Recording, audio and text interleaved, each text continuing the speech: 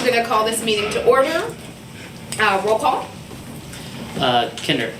Aye. Or here. Sorry. McKnight. Here. Roa. Here. Vogel. Here. Myers. Here. Pledge of allegiance.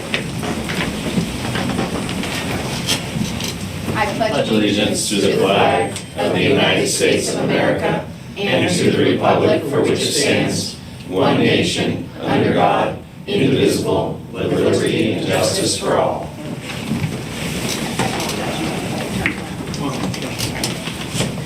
Okay. Resolution honoring Kathleen Katie Snow. Can I have a motion? Motion. Second. Discussion. I'm going to read this resolution here. A resolution of the city of the council of the city of Meadville recognizing Katie Snow. Resolved by the council of the city of Meadville that whereas Katie Snow was a legend at the Mark for 40 plus years, beginning her career in 1978 as a skate guard, and whereas Miss Snow's love and devotion for the Mark went unmatched, touching the lives of many people in unimaginable ways.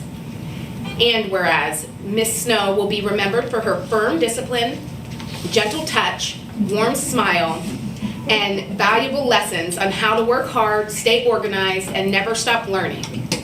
And whereas Miss Snow will be dearly missed by the Mark staff and those whose lives she's touched. Now, therefore, be it resolved by the City Council of City of Meadville that Kathleen Katie Snow is honored here today for her many years of loyal and dedicated service to the Mark, this community, and its citizens. I also, again, want to thank her for how she touched my daughter, who worked with her for 5 years, Yep, 5 years. at the Mark, and she was kind and always worried about Lily closing up, right, and being there in the evening. So I appreciate that. Roll call. Kinder. Aye. McKnight. Aye. Roa. Aye. Vogel. Aye. Myers. Aye. Right. And I'm just gonna present this to the family.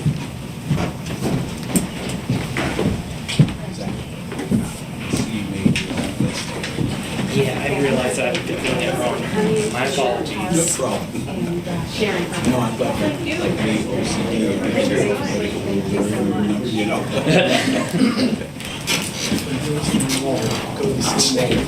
Yeah. Even sometimes like cereal. Oh, no, I haven't got that. Throw this thing in there. Thank you. Thank you. Thank you for coming. Zach, I apologize for being so weird, but you're saying our names backwards. Yeah, I caught that after, Right? right before I'm like, Deputy Mayor McKnight corrected it. Yeah. Right, I was just like. Oh, I wasn't correct, I was just laughing about it. I just got, yeah. Public comment on agenda items. None. Notice of executive session meetings. None. Okay. Approved minutes, September 19th, 2023, regular meeting minutes. So, second. Discussion. Roll call. McKnight. Aye. Myers. Aye. Roa. Aye. Vogel. Aye. Kinder. Aye. Communications. None. None. Managers report. So currently we are at 77 right to know requests, and we're still at $6,000 in administrative and legal fees. Okay. So this month marks the 6-month implementation of the EMS service. Evan Kardosh is here to do a little bit of a presentation on where we stand so far. So I'll turn it over to Evan. There is a copy in your packets. Good evening, everyone. Yeah, just wanted to give a brief update on what we've been doing and some of the success we've seen with the EMS system going through. and just kind of give an overview of where we are, especially as compared to the presentation we gave back in May when we first started, and kind of where we are now. So now we are operating EMS both on the ALS and BLS level. We have 3 licensed transportable ambulances, as well as our EMS squad that we used for QRS before, and 3 sets of advanced life support equipment. So we really are able to treat 3 different patients at a time. On staff, we have 10 paramedics and 15 emergency medical technicians. That's given us a great opportunity, as well as those that have continued to get their training, pass their classes, to increase that, and so we're able to provide that level of staffing. With that, the transportable advanced life support units have been in operation since April 5th, obviously at 8 a.m. We have been staffed 24/7 with at least 1 unit, and really since its implementation, we've had 2 available. Actually, October 2nd, yesterday, we were able to handle 3 calls simultaneously, including 1 outside of our municipality. All calls were handled within the amount of time. There was no delay. All of that because of the ambulances we have and the ability to provide that. So definitely showing its worth there, getting those people to the emergency room. Our call volume, we have responded to 970 EMS calls in that 6 months. 175 days, I guess, technically. We have transported 850 of those patients to the hospital. The Meadville Fire Department has handled 99% of all the EMS calls. There were 2 what they call alpha responses that we were not able to handle, and that was only because we were tied up on other emergencies. We would have been able to handle those based on our ability to wait 20 minutes for an alpha call, but we thought it was in the best interest of our citizens to voluntarily turn those over, so there was no delay, and those were handled in that same manner. In that same time, we've responded to 1,260 total calls for service. That is since the beginning of the year, when we did this at the end of September, handling 1,755 calls. Just to put that into perspective, our busiest call volume ever was last year at 1,820 calls, and probably by the end of this week we'll surpass that already as our record numbers. Again, we've transported those 850 patients. And we've also handled 50 calls, in 13 different municipalities besides the city of Meadville during that time. So showing that our EMS service is not just making a difference here in our community, but really all of the surrounding Meadville area as well. Just to show that most of our patients are getting transported. There was a lot of discussion of whether our patients get transported, that there's a lot of canceled calls. We're upwards of 88% of our patients do get transported, and so it shows that need. They're calling for emergencies, they're calling for a ride to the hospital for those reasons, and just wanted to give that information in those packets as well to show that. A little bit more showing why the advanced life support ALS is important. Of those 850 calls, 64% have required advanced life support with the paramedic, obviously leaving 36% being the other, but showing that advanced life support is needed, that amount of calls, almost that 2/3 gives us that ability to do that, and why we've chose to run with that ALS system and why it's making that difference. Just a little bit more on our call averages to kind of put things into perspective. We're handling on average, 5.5 EMS calls per day. And in that same, we're transporting 4.85 per day, just on average, and that's 7.2 calls per day. If we continue that this year, taking that from what our call volume was on April 5th and extending that out, will be a total of 2,437 calls for this year, which is a 33% increase from last year. And what we anticipate our numbers being next year, based on those same 7.2 calls per day, is 2,628 calls, which is a 44.39% increase, a very significant call increase, even more than we originally anticipated when we gave the presentation. So showing that there's definitely a need, that our services are being utilized. So more just to kind of parade the men and women down at Meadville Fire Department. From the time we are dispatched to on scene, our response time is 3 minutes and 18 seconds on average. Built into that is times we've had to respond outside of our municipality, upwards of 15 minutes of response time. We've been as far out as East Mead Township and north of Cambridge Springs. That's a long time to get there, and we're still averaging that 15 minutes. So it shows that we're really there. When our goal was to get there and treat those patients in less than 8 minutes, we're definitely achieving those numbers that we set out for. 100% of our calls in our response area have been 8 minutes or less. That's kind of the big one there when we talk about the city and why that was important for our response time. that we're showing we're getting there quickly and making those differences in those calls for those serious nature, the strokes, the heart attacks.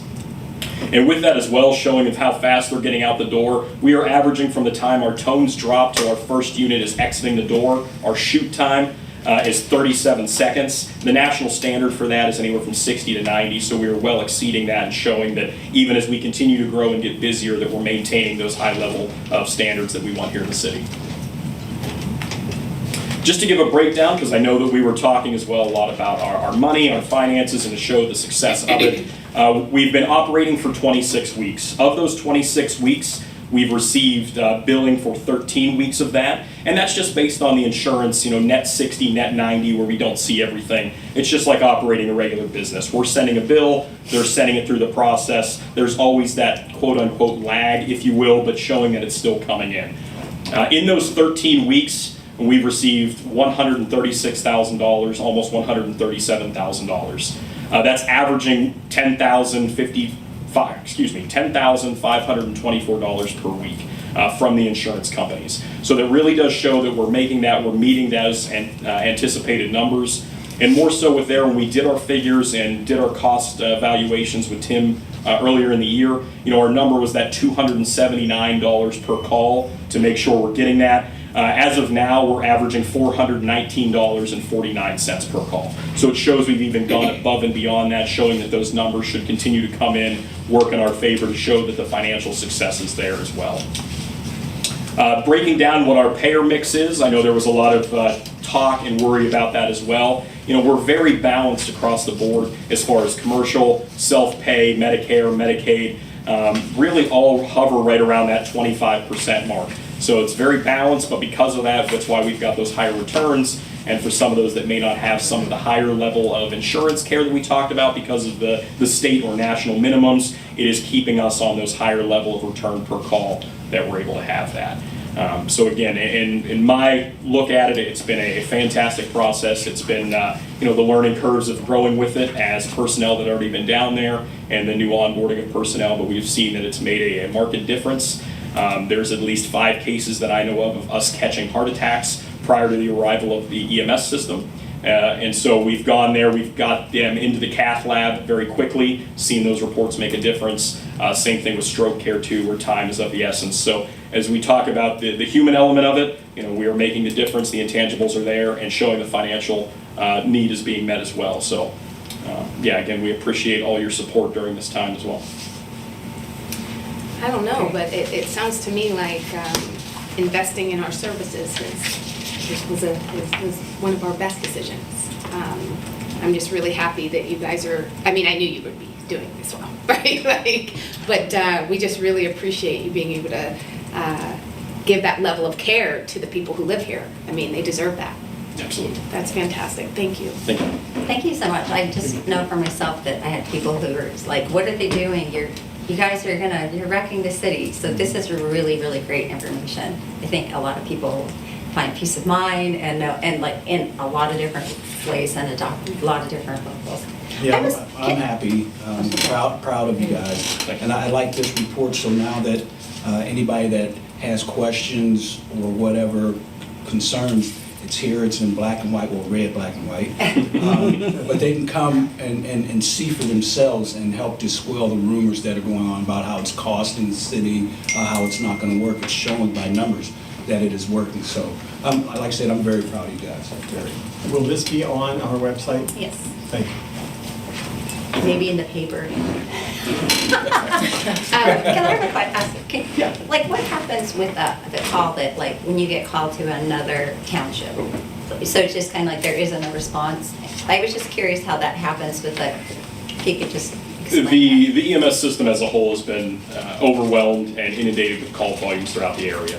As paramedic numbers continue to decrease, we have been very lucky that our paramedic numbers have continued to increase.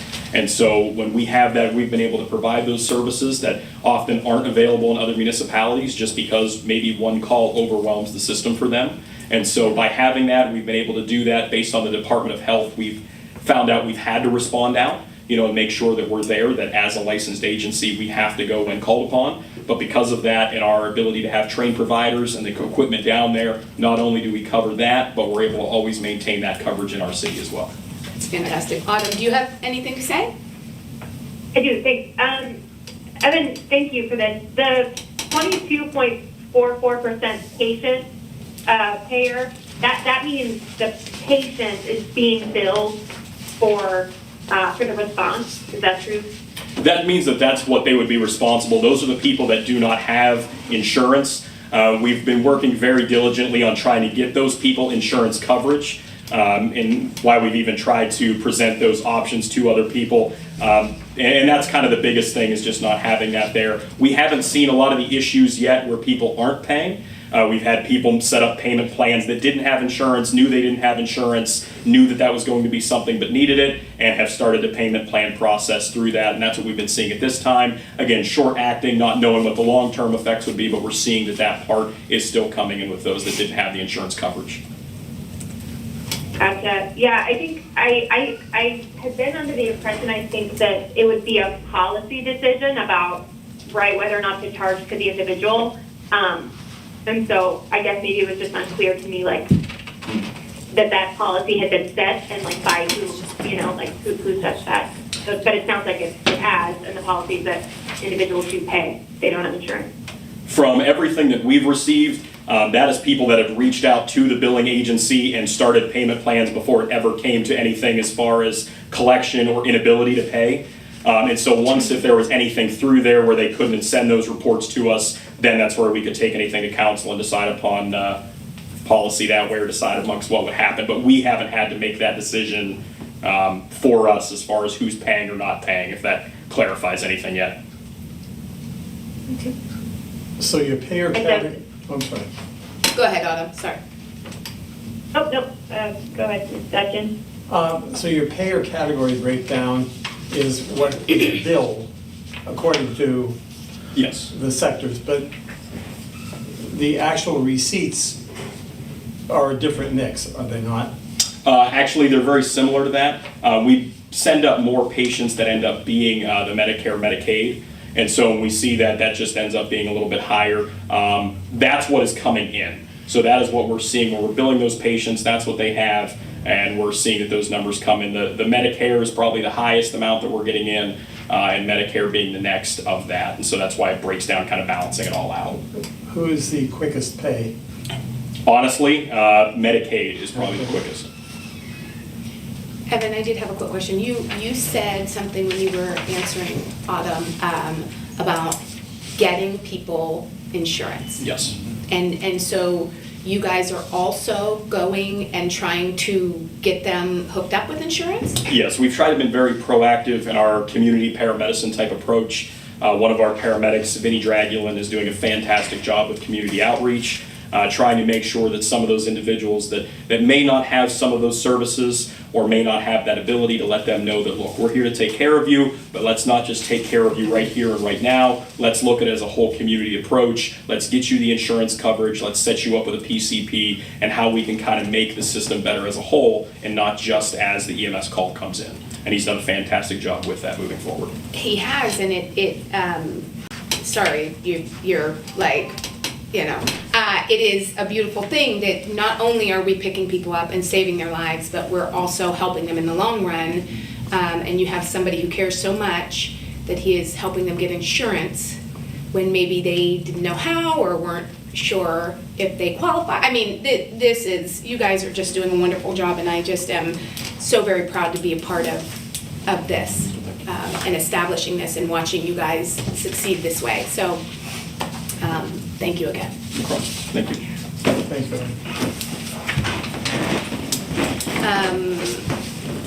Do you have more for your manager's report? Just one other item. So back in beginning of September, council considered the request for lights on Whittier. And so I had the Public Works Director, Nathan Zazula, look into that. That involved contacting Penelec. Just a little status update on where that was. Because there are no poles there currently, it has to go through Penelec Engineering Department, which Penelec is not necessarily the fastest And so we've submitted a formal request for engineering to be done. We anticipate 3 to 4 poles will be needed in that area. We're waiting to hear back from Penelec on what the cost of that will be. So once we receive that, that will come again before council for consideration on whether council would like to move forward with that approach. What if another resident has concern about lighting in their area? How would they go about that? They can contact myself, Okay. and then we can consider that, and Nathan and I will discuss it. And depending on where that resident is, it may be a city pole, a Penelec pole, and we can talk about that.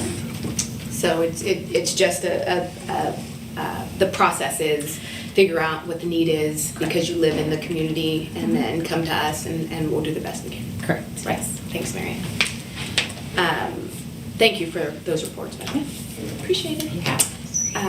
Okay, council subcommittee reports, housing and redevelopment. I'm not sure we have anything new. We're still working on our housing plan. We're still moving forward with our rental inspection program as per scheduled. And as everyone has seen, the cinema came down, right? With minimal, minimal pain. And that was a process, right? Engineers went in before we tore it down because of a shared wall, right? There was obviously, we knew there could be a little bit of damage, and landlords and owners of buildings and engineers and Marianne, everybody looked at that and now is doing their part. So I appreciate how quickly it came down, and hopefully now we'll get it all cleaned up and the fish house can get some business in. So anybody that is hungry, go to the fish house because we have been putting them through a little bit. So spend your money at the fish house in the next couple of weeks. For the cinema demolition, it will be paused for the rest of this week just due to the paving on Park Avenue, which is slated to start tomorrow. So they'll restart the demolition process Monday. Okay, thank you, Marianne. Do you have anything for the housing? Okay, community engagement. Autumn? Yeah, we had our first spot on the radio today. Obviously, I'm out of town. Thanks so much for Evan and Marianne for being on Cool 101. That's awesome. Really excited to be able to start that. And I got to talk to Marianne about some of the logistics for the upcoming spot. And then I think, too, we've got the library secured for those 2 public sessions that we've talked about. I think we were saying November 18th, November 18th and December 2nd, whatever those 2 Saturdays are, 11 to 1. The library's open to hosting us, and I did submit the forms needed for that, and I think I sent them to you, Gretchen and Marianne. So I think I think that we should be all set. Hopefully, we'll receive some confirmation from the library soon about that. But that'll be great. So those will be open spaces for people to dig in more to our 2024 budget. And interface with some department heads following presentations, public presentations on those is my understanding. We'll do that. Okay. Gretchen, do you have anything? Yeah, I did listen. Thank you for sending the recording of this morning. You did really great, Evan. He was the voice. He needs to be the voice of the city, I decided. Yeah. He does Yeah, he was have a great. voice for radio. He covered everything. Face He for one, covered, too. yeah, the junior city council, the trunk or treat on October 31st at 5 at the Diamond, that the police and fire are going to be the good guys in the parade. He really covered everything. it was great to listen to that. Is honorably done. Even covered that the city was the road paving, was gonna be happening starting tomorrow. I do have a list here, kind of Autumn, side note for Marianne about like ABCs who I think would be great to hear from, just so that we know what they're doing, so that's just like a sidebar. And maybe they would come to the public sessions as well, since they're integral to our budget. I think that's it. Oh, yeah, I guess it's finance. I'll wait for the next. Okay. All right, finance. Gretchen, do you have anything? I do. Jill Dunlop is just great. We're going to do this thing about the LST tax on the 19th at 11:30. Michelle Brooks is going to come, and then she's really excited. So she reached out to Terry Kunkel and to Bill, I can't remember his last name, but Berkheimer, you probably know him. Leonard. Good, but yeah, so they are going to also come in January and kind of just follow up on the LST tax. Right. So, And Gretchen and I are working independently, looking at fee structures and making recommendations to staff for further action. That's about it for finance. That sounds exciting, Gretchen. By the way, thanks for the work. Thank you for the work, Jim. Infrastructure, Autumn? I don't think I have anything new to report. Jim? Nothing new. Okay. Old business, discussion zoning ordinance. So Peter is here to present an updated zoning ordinance based on some previous conversations in council meetings and study sessions. So Peter? Hi, yes, I think I finally have a draft that I'm comfortable putting before the public and for other departments and everyone else for their consideration. You had a printed copy of that in your mailbox and emailed to you earlier. I had highlighted all of the changes and things of notes for you in yellow. You'll see it's formatted a bit differently and I think more usefully. And in total, I believe it is a firmer foundation for a new zoning ordinance than we had before. And I believe approaches a much better balance between all of the values and things that you've told me over the past 5 months, I think it now is. So I'm asking for your consensus to send out copies of this draft to our neighboring municipalities and to the county for their review and report as required by the municipality's planning code. And to begin to put this on the city's website as the previous drafts had been, to solicit public commentary and to distribute it again to the planning commission and any other interested parties so they can have a 45-day window, which may be, to put it succinctly, speak now or forever hold your peace before adoption if we wanted this to be adopted by the end of the year. And you're looking for a consensus. Is that what we're? Yes. Okay.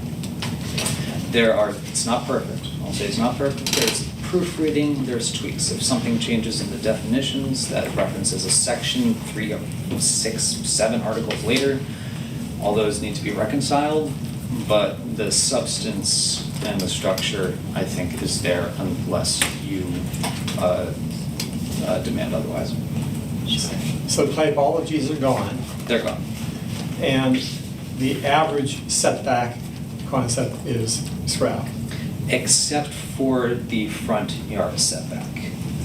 Average side yards, they're gone. Average rear yards, they're gone. Average front setback, unless we find static standards that apply uniformly and acceptably across all districts. Gary said it's easy enough, development by development, to just do that one front setback.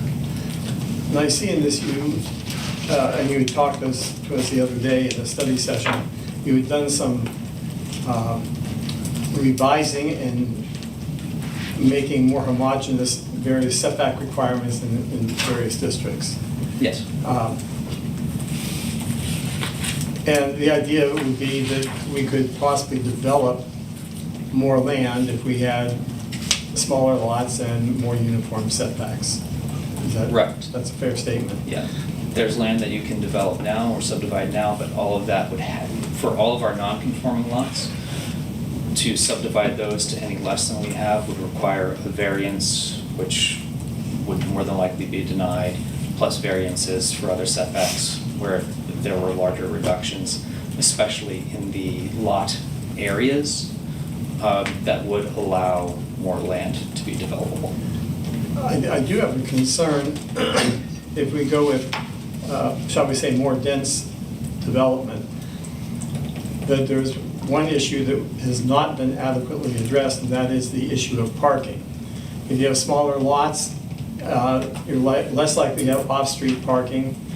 We still haven't determined whether downtown parking should be something provided by the municipality at a cost, or whether we should use the existing model where people have to have their own, and you have lots that are largely empty most of the time, but neighboring business owners don't have the possibility of using them. I personally would like to see some work on the parking issue as part and parcel of the zoning ordinance. Understood.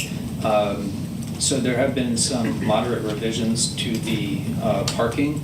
The exemption for all from parking minimums for commercial businesses remains intact. There have been revisions to the minimum required parking for residential developments of at least one parking space per dwelling or rooming unit. And those must be off-street parking, so there is still a standard for residential development to provide their own. Nothing in the zoning ordinance requires the city to make up the difference of parking, but the difficulty of estimating what parking should be provided for any of the thousands of possible intensities of uses, that remains unsolved. And I think will pretty much be unsolvable until the market decides that this use, if I'm going to develop this use, I'm going to get more customers, or the optimal amount of customers, if I provide this optimal amount of parking. With this zoning ordinance as it is right now, is it likely that it'll be easier or more difficult, or basically no change in the interaction with our zoning officer as far as approvals, variances, special hearings, and so forth? I expect fewer variances, for sure. I don't know, that would be trying to forecast future development in the city, and that's a crystal ball that I don't have. Based on the number of requests for variances for encroachments into yards, or for applying for home businesses where they're not previously allowed, like pet boarding or pet grooming and teaching studios, should see less requests for that because they're more liberal allowable uses amongst all the different districts. Thank you.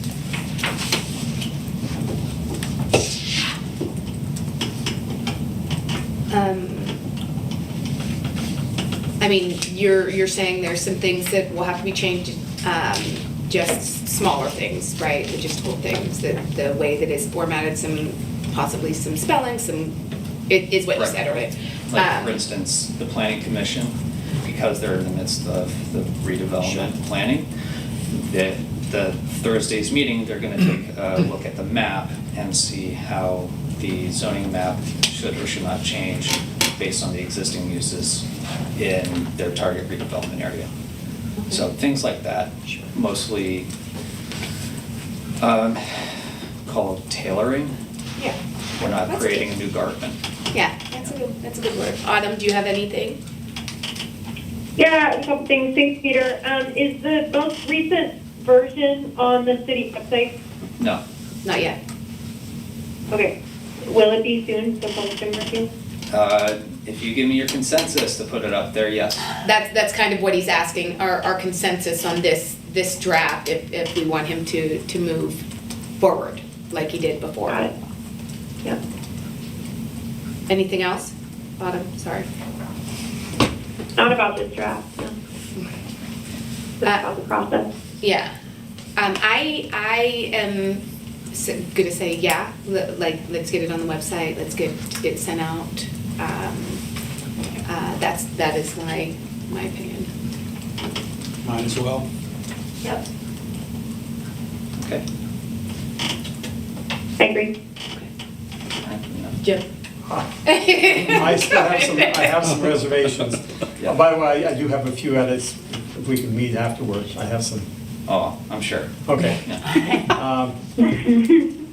Okay, for the purpose of getting it out to the public, I'll go along with that, but I do still have some reservations about the ordinance as drafted. Sure. Okay. Yeah, so yeah, there you go. All right, great. Parking? So, whatever. Parking, you said? Yeah. Autumn? Well, I'm curious what they are. Oh, Jim's Um, reservations? Right. I hear the one about parking. What, besides parking, what else? The part, I mean, there's some general housekeeping items, but basically, as I see it, there's a policy decision. We need to address parking issues to optimize development. Private lots actually make your development of buildings less dense because you're requiring everybody to have a certain number of vehicles. And those lots may be half empty at any given time. Meanwhile, there's someone next door who has to have a lot because our zoning requires it, and it's half empty, but heaven forbid that right, Yeah.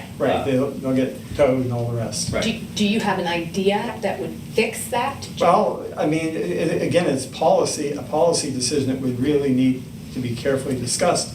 Sure. One is, if the city is going to provide parking, but the big thing is, how much will it cost and who's gonna pay for it? Sure. I don't think it should be residential property owners that are paying for commercial parking. So there'd be a question of how to implement something that was equitable to everybody. Sure. Yeah, there is a provision that has a bit of flexibility and some discretion to Gary Johnson as an application requirement. Some uses are required to state their parking requirements.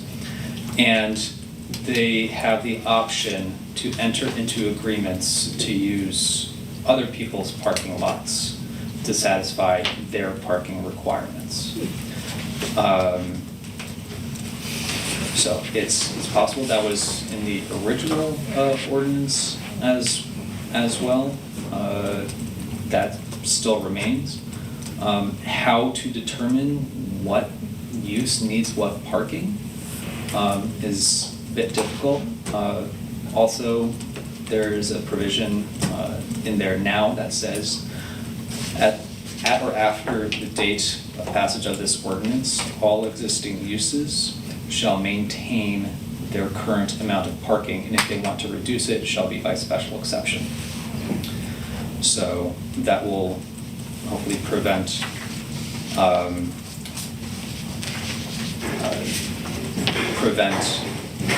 businesses or property owners from selling off all of their parking and relying on public parking alone to satisfy the requirements, unless they prove to the zoning hearing board that there's a justifiable reason for doing so. That sounds good. Thank you, Peter. Does anybody have any other questions? Yeah, that's a lot. Thanks. Autumn, do you have any other questions? So there, it sounds there's consensus of council to move forward with this version. That's what I heard. Yeah, to put it on the website, to send it out to neighboring municipalities, to give them the 45-day. Yeah. Yeah. Okay, that sounds great. I think Gretchen maybe, well, I guess we can't connect, but, so I'll do it independently, but, I think it would be helpful to have like a one-pager, like a primer, like what is the zoning ordinance and what are the changes that people, might feel, you know what I mean? Like what is the actual impact of this ordinance?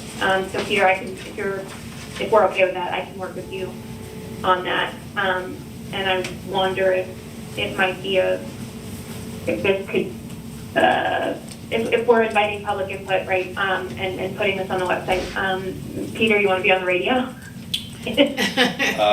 But?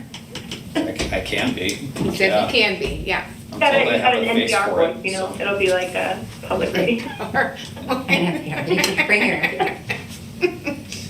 Sorry, I thought that was funny. Okay, all right, that sounds great. Thank you, Peter. Sure. Any other questions, send them my way, and I will share everybody's commentary with everybody. Sure. periodically, so nothing's hidden. Right on, thanks, Peter. New business, ratify signatures, pension, custodial bank, PNC Bank, and City of Meadville. A resolution of the Council of the City of Meadville ratifying signatures on the pension custodial bank agreement between the City of Meadville and PNC. Can I have a motion? So moved. Second? Discussion? Council was updated on their Wednesday noon session. Real quickly for the public, Huntington Bank is our current custodial bank payer. They were bought out by One Digital. Part of that buyout was that One Digital would not automatically be the custodial bank. Huntington Bank picked Schwab to be the successor. Our pension attorney decided that Act 44 required that we do an RFP. So we did so. In doing that, we used the pension board as the administrative arm of council. We reviewed those. There was probably about 8 or 10 banks that submitted proposals. The pension board selected one person from each of the pension boards to be on this committee. The committee reviewed them, made a recommendation to council. Well, first of all, voted and made a recommendation to council to pick PNC Bank of all the banks. And we are now in the middle of doing the negotiations with PNC, and that's the one that you were sent. Jim pointed out that I only sent one of them. All three of them exactly the same. We just changed the name from fire pension, police pension, and city employees. So that was my fault. I just sent one of them, but they're all the same. This is a little bit fast track. We didn't realize PNC, when we selected them, wanted to have everything by September 30th, which really puts things a little quicker, to have a January 1st payment. I just learned about an hour or two ago that PNC will in fact do the January 1st payment. Initially, they weren't going to do it. We were going to have to rely on Huntington to do another payment in December, which was going to cause problems with Huntington. So luckily, PNC said that they would do it. We just got to fast track it even a little quicker than it is now. I do like the fact that they're 90 days out, so that we do things right, hopefully, and that we get everything correct for January 1st. Is there anything I'm missing? I'm kind of just going over pretty quickly. Even though there are 3 agreements, Tim, there is one unified fee, so we get the price break of having the pension values combined. That is correct. Thank you. Yeah. And what Jim means, there's a rate level, and so it applies to the full 45 million rather than the 3 pension plans separately. Pretty much all the bank's costs were pretty much the same. Some of them were pretty out of sight, but for the most part, they're all the same. I've dealt with Schwab earlier. The city had them. I just didn't think they were the best option for us. PNC did have one option that none of them had at least said to us, that they have an online, so people, pensioners like myself, could actually go on and see what they're getting paid. Some minor things that nobody else offers that. So I thought it was kind of a nice thing for our city retirees. Right. Does anybody have any questions? Autumn? Yeah, I mean, I guess it's maybe not relevant immediately, but Tim, I just wonder, and we could talk about it another time, but I wonder if we've ever looked at kind of alternative pension investments. I know pensions are a delicate thing, but I know that there's like other communities that invest a portion of pensions in local projects, in affordable housing, and other things, and I just wonder if that's a thing we could explore. I don't know what it means for, PNC to be the custodian, if there's an option to explore something like that, but. Now, PNC Bank is our custodial bank. They do not do the actual investments themselves. The pension board hired ANCO, which is a third-party company that assigns assigns people to invest certain segments of the market. I know probably 20 years ago that thing came up about investing in certain housing and certain projects within Meadville. At the time, the pension board voted no, and then obviously council voted no to risk our pension funds in some of those type of ventures. Maybe Tim has some other things to add to that. I'd have to look, but I think that some of the investments that the pensions are allowed to make are fairly limited by Act 72, which is the Investment Act. I'd have to double check to make sure their applicability to the pensions. Many of the investments and projects that I've heard about coming from pension boards are more union pensions, I know the electrical union makes a lot of investments in Pittsburgh and other places, and they aren't necessarily under the same strict investment requirements. So I will double check the applicability of those Act 72 investment requirements to the pension. Right on. Thank you. And does anybody have any other questions? Roll call. Myers. Aye. McKnight. Aye? Roloff. Aye. Vogel. Aye. Kinder. Aye. Public comment on non-agenda items? None. No. Council member statements? Jim? Well, we thank the family of Katie Snow for coming tonight, and we appreciate her legacy of service to the community, and hope that all the memories are happy with us. Gretchen? I guess I would ditto that, yeah. And thank you so much, Evan. This is really, again, I'll just say it again, it's really, really helpful. Larry? And Peter, so, sorry. Yeah, I would say thank you to Peter and Evan. Like I said earlier, I'm very proud of how our fire department is just stepping up and providing services, not for only just me, but for around communities, and that we're not losing anything like the big fear was. And I hope to see you guys continue to grow. And I'd like to thank you guys for the work that you've put in on this. It's lengthy, but it's very informational. It's easy to read if someone from the public wanted to know more about it, instead of just keeping a jargon that you don't understand. I appreciate that. Autumn? Thanks. Yeah, I'm sorry I can't be there tonight. Out of town on for work conference, but I'm simultaneously watching the live stream. You all look great. I am, I'm also grateful to Katie Snow's family for attending tonight. I could see them on the stream too. And it's really inspiring to hear of folks who have given like decades of their lives, to make our community better, and to serve their neighbors in various ways. So it's always really heartwarming to learn of new people who have done that. I think we have a lot to learn from folks like that. So thanks to Ms. Snow for the legacy that she's left behind. Thanks Evan. I'll also thank you. Sorry, I just looked at the live stream and I'm just a phone, and it's really fun for me. Sorry. I also thank you, Evan, for being here tonight. It's super helpful information.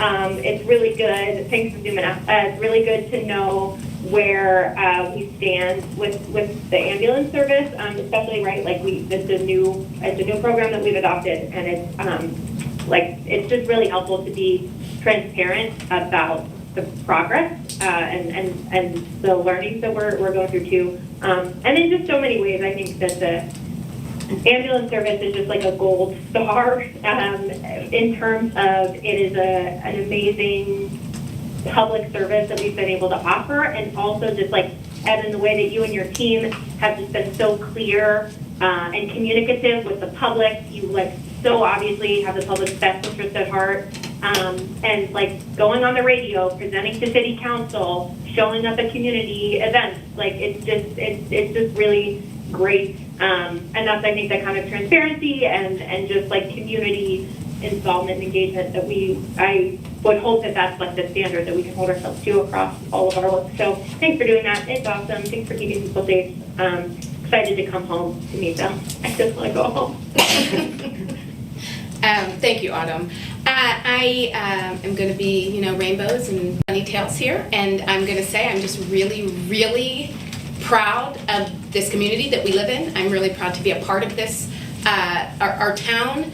I am going to thank Evan, of course. I think that the work that the people that work down at the fire department and in the EMS service, I'm going to be real selfish because I love the people that live here, right? And you are taking care of people that I love, right? Making it so they have the highest care. And the fact that you guys are investing in our community by also helping them understand that there is insurance out there. And I mean, that's a true investment in our community, right? That's how we we create this community. I think that Miss Katie and her acts of service and her dedication to Meadville also shows us that investment in our community is not money, it is time, it is energy, and it doesn't matter if you come here or you were born here. When you choose to live here in relationship as neighbors, you are investing in our town and you are making it a better place. I think that is a beautiful thing, that this community is a living, breathing thing, right? It cannot be handled, in a way that doesn't consider the people who live here, right? That doesn't understand that it needs to be nurtured so that it can grow and be this beautiful thing. So I just am so impressed with the people who live here and their choice to live here and their choice to invest their time, energy into this city. And I don't think we should take that lightly. We should celebrate that, celebrate our coming together and being a community. And with that, I am going to ask for a motion to adjourn. So moved. Second? Discussion? Roll call. McKnight, Aye. Myers, Aye. Roa, Aye. Vogel, Aye. Kinder. Aye.